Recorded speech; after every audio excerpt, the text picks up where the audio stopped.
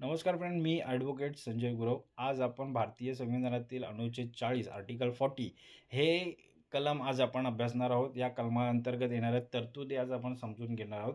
हा कलम काय आपल्याला अधिकार देतं, कोणत्या कशावर भाष्य करते हे आज आपण समजून घेणार आहोत. भारतीय संविधानातील अनुच्छेद 40 आर्टिकल 40 हे लोकशाहीच्या विकेंद्रीकरणासाठी आणि ग्रामीण भारताच्या सक्षमीकरणासाठी अत्यंत महत्त्वाचे कलम आहे. हे कलम गांधीवादी तत्त्वांवर आधारित आहे. काय आहे तर भारतीय संविधानातील अनुच्छेद आर्टिकल 40 लोकशाहीच्या विकेंद्रीकरणासाठी आणि ग्रामीण भारताच्या सक्षमीकरणासाठी अत्यंत महत्त्वाचे असं एक कलम आहे. हे कलम गांधीवादी तत्त्वांवर आधारित आहे. ते हा कलमाचे विश्लेषण करून घेऊया. तर कलमाचं नाव काय आहे तर ऑर्गनायझेशन ऑफ विलेज पंचायत, ग्रामपंचायतीचे संघटन, ह्या कलमाचं नाव आहे. The state shall take the steps to organize village panchayats and endow them with such powers and authority as may be necessary to enable them to function as unity of self-government. काय म्हणतं हे कलम? राज्य हे ग्रामपंचायती संघटित करण्यासाठी पावले उचलेल. राज्य काय करेल तर ग्रामपंचायती संघटित करण्यासाठी पावले उचलेल आणि त्यांना स्वशासनाचे घटक म्हणून कार्य करण्यास समर्थ करण्यासाठी आवश्यक असतील असे अधिकार व प्राधिकार त्याला प्रदान करेल. सोप्या शब्दात समजून घेऊया. या कलमाचा अर्थ असा आहे की सरकारने गावागावात ग्रामपंचायती स्थापन केल्या पाहिजेत. केवळ त्या स्थापन करून चालणार नाहीत, तर त्यांना स्वतःचे निर्णय स्वतः घेण्याचा अधिकार, स्वशासन दिले पाहिजेत, जेणेकरून गाव पातळीवरील समस्या गावातच सुटू शकतील. काय म्हणतं हे कलम? तर या कलमाचा अर्थ कसा आहे की सरकारने गावागावात जाऊन ग्रामपंचायती स्थापन केल्या पाहिजेत. केवळ त्या स्थापन करून चालणार नाहीत, तर त्यांना स्वतःचे निर्णय स्वतः घेण्याचा अधिकार, स्वशासन दिले पाहिजेत, जेणेकरून गाव पातळीवर समस्या गावातच सुटू शकतील. हा कलम का अस्तित्वात आलं की महात्मा गांधींचा असा विश्वास होता की खेड्यांकडे चला. महात्मा गांधींचा असा विश्वास होता की खेड्यांकडे चला आणि खरा भारत खेड्यात वसतो. त्यांना ग्राम स्वराज्य हवे होते. मात्र संविधान सभेतील काही सदस्यांचा उदाहरणार्थ डॉक्टर बाबासाहेब आंबेडकर असा विचार होता की जाती व्यवस्थेमुळे ग्रामपंचायती उच्चवर्णीयांच्या अड्डे बनू शकतात. अखेर के संथानम यांच्या पुढाकाराने तडजोड म्हणून हे कलम मार्गदर्शक तत्वांमध्ये समाविष्ट करण्यात आले. का आलं हे कलम? तर गांधींचा असा विश्वास होता की खेड्यांकडे चला, खरा भारत खेड्यात बसतो. त्यांना ग्राम स्वराज्य हवे होते.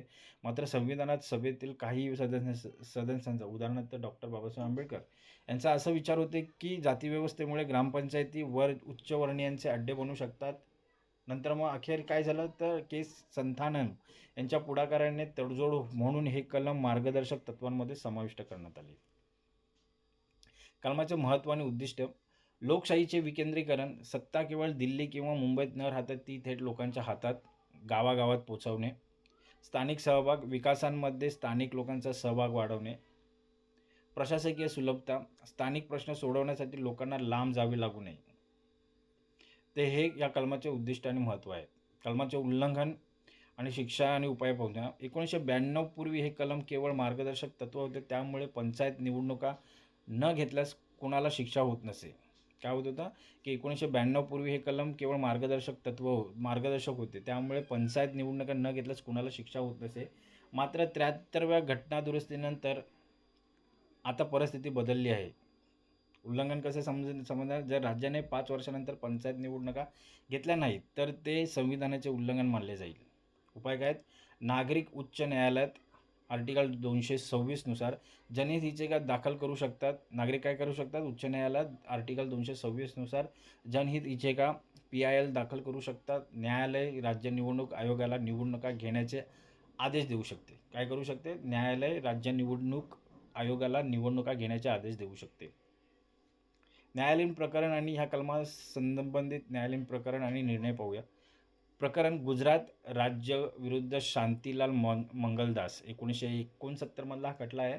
या खटल्यात असा निर्णय देण्यात आला की सर्वोच्च न्यायालयाने स्पष्ट केले की ग्रामपंचायतींना स्वशासनाचा अधिकार देणे ही राज्याची घटनात्मक जबाबदारी आहे. काय निर्णय दिला? सर्वोच्च न्यायालयाने स्पष्ट केले की ग्रामपंचायतींना स्वशासनाचे अधिकार देणे ही राज्याची घटनात्मक जबाबदारी आहे. पुढचं प्रकरण आहे GVK राव समिती आणि LM सिंघवी समिती. त्या समित्यांच्या शिफारशीनंतर न्यायालयाने आणि संसदेने मान्य केले की केवळ कलम 40 पुरेसे नाही, तर पंचायतींना संविधानिक दर्जा मिळणे आवश्यक आहे. काय प्रकरणात काय निर्णय दिला की समित्यांना शिफारशीनंतर न्यायालयाने आणि संसदेने मान्य केले की केवळ 40 पुरेसे नाही, कलम 40 पुरेसे नाही, तर पंचायतींना संविधानिक दर्जा मिळणे आवश्यक आहे, असं निर्णय दिला. आता संविधानिक कलमे आणि इतर कायदे कोणते आहेत ह्या कलमाच्या संबंधित असलेले? 73वी घटना दुरुस्ती कायदा 1992 मध्ये या कायद्याने ग्रामपंचायतींना घटनात्मक दर्जा दिला आणि संविधानात भाग 9 आणि 11वी अनुसूची जोडली. काय झालंय? 73व्या घटना दुरुस्तीमध्ये कायद्यामध्ये 1992 मध्ये झालेला ही घटना दुरुस्ती आहे. या कायद्याने काय केलेलं आहे? तर ग्रामपंचायतींना घटनात्मक दर्जा दिला आणि संविधानात भाग 9 आणि 11वी अनुसूची जोडली. अनुच्छेद 243 ते 243 ओ या ग्रामपंचायतीच्या निवडणुका आरक्षण अधिकारांचे सविस्तर वर्णन केलेले आहे. पेसा कायदा आला. पेसा कायदा 1996 मध्ये आला. आदिवासी भागातील ग्रामसभांना विशेष अधिकार देण्यासाठी हा कायदा करण्यात आला. तर ही काही या कलमाच्या संबंधित असलेले संविधानिक कलमे आणि इतर कायदे आहेत. या कलमाची समीक्षा पाहूया. सकारात्मक बाजू काय या कलमाची? या कलमामुळेच आज भारतात लाखो निवडून आलेले स्थानिक प्रतिनिधी ज्यात महिलांचा मोठा सहभाग आहे कार्यरत आहेत. काय सकारात्मक बाजू? या कलमामुळेच आज भारतात लाखो निवडून आलेले स्थानिक प्रतिनिधी ज्यात महिलांचा मोठा सहभाग आहे कार्यरत आहेत. नकारात्मक बाजू काय? आजही अनेक राज्यांमध्ये पंचायतींना पुरेसा निधी, फंड, कार्य, फंक्शन्स आणि कर्मचारी दिले जात नाहीत. अनेक ठिकाणी सरपंच हे केवळ नावापुरते असतात आणि सत्ता दुसऱ्याच्या हातात असते. तर ही काही त्याची नकारात्मक बाजू आहेत. निष्कर्ष काय काढता येईल ह्या कलमाचा? तर अनुच्छेद 40 हे भारतीय लोकशाहीच्या मुळांशी जोडलेले कलम आहे. जरी सुरुवातीला ते केवळ एक सल्ला होते, तरी आज ते 73व्या घटना दुरुस्तीमुळे एक अनिवार्य शक्ती बनलेली आहे. पंचायती सशक्त झाल्या तरच खऱ्या अर्थाने सुराज्य येईल हा संदेश हे कलम देते. काय निष्कर्ष घेता येईल की अनुच्छेद 40 हे भारतीय लोकशाहीच्या मुळांशी जोडलेले हे कलम आहे. जरी सुरुवातीला ते केवळ सल्ला म्हणून काम करत असलं तरी आज ते 73व्या घटना दुरुस्तीमुळे एक अनिवार्य शक्ती बनलेली आहे. ग्रामपंचायती सशक्त झाला तरच खऱ्या अर्थाने सुराज्य येईल हा संदेश हे कलम देते.